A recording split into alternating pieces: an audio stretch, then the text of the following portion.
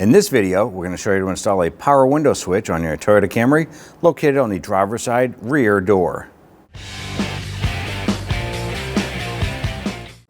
Using a trim tool, we want to go ahead and pop this plastic bezel off here.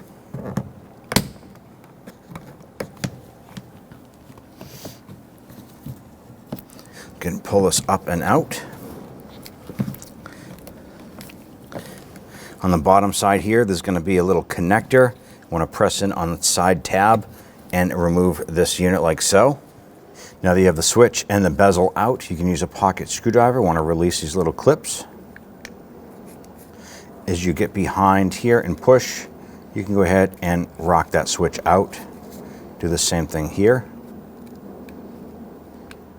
Be careful not to break the tab on the bezel.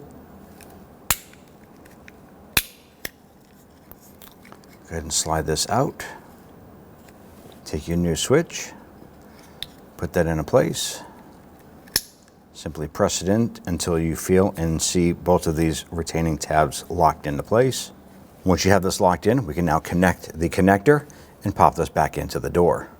Line that up, push that connector on. Make sure it's secured.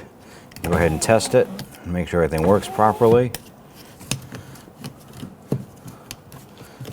Get that back section installed and press down on the front.